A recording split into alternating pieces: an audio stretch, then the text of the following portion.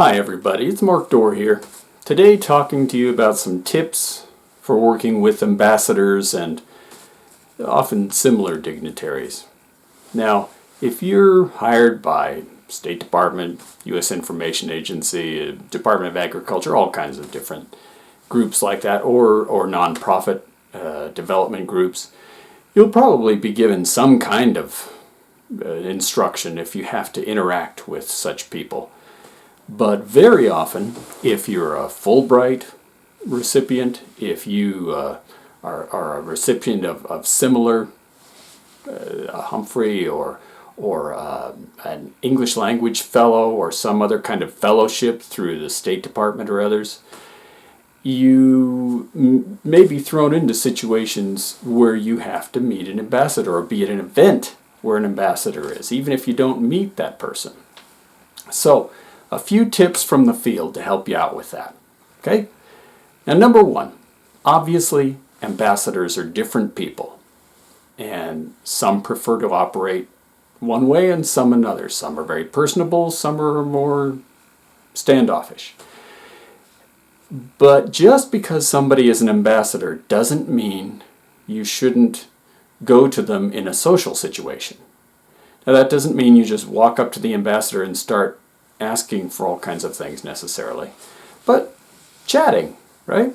Now, an example, when I was a Fulbright, I received 2 Fulbright offers, one in Indonesia and one in Pakistan. When I was in Pakistan, there was a gathering of the recent Fulbrights there, and the ambassador showed up. It was a very small gathering, and everyone felt kind of nervous to interact with the ambassador. So the ambassador ended up just sitting alone in a room and feeling like he had to be there, but nothing was happening. So I just went over and respectfully started talking with him, and he was actually a fun guy, interesting. And I think he really enjoyed that somebody was actually coming over to talk to him. So as long as you're respectful to him or her, it can be okay in a social situation to go over there. And it's surprising how many people don't. They just don't want to get involved in that. My second tip is one that I got just from being at basically big parties where the ambassador would be in. And sometimes before the ambassador left, we saw fellows or other people leaving, maybe Peace Corps. Peace Corps people are sometimes thrown into these situations as well.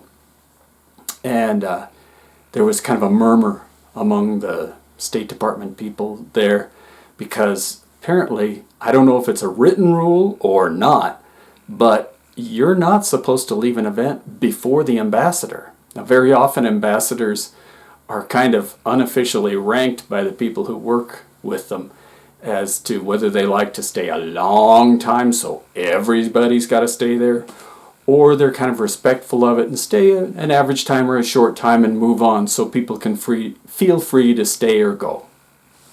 So anyhow, don't end up being that person who leaves and then people are kind of murmuring about.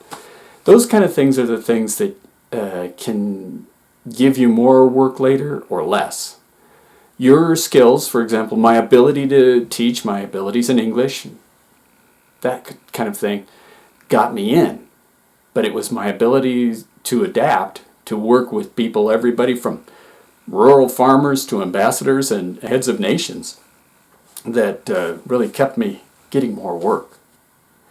Something you might not know is, in terms of day-to-day operation, of course the ambassador or the head of mission is the person in charge, ultimately.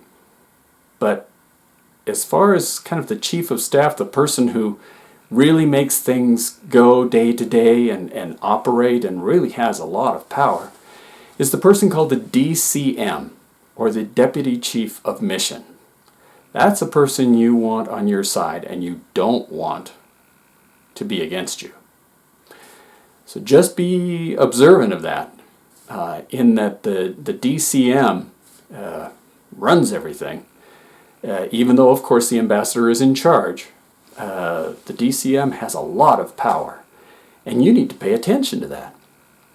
And you can also get changes through. My last fellowship in Guatemala, I was an EL fellow. I was attached to a place in Guatemala City, and I just saw that they were getting all kinds of high-level people in there, and they really didn't need me. And I proposed that I get moved to Xela, or Quetzaltenango. But I didn't go directly to the ambassador. You have to follow that, in these systems, structure is very important. So I had to go to the cultural affairs officer, who was my direct supervisor. And then that person went, and actually we got, through the ambassador, we got my place changed, we got the whole job description changed, and I was able to move to Xela and have a lot of great effect on indigenous as well as people in the city. Hey, good luck with it, everybody. If you got something like Into the Peace Corps or a Fulbright or anything else like that where you're going to be getting to mix and mingle with a wide variety of people, please enjoy.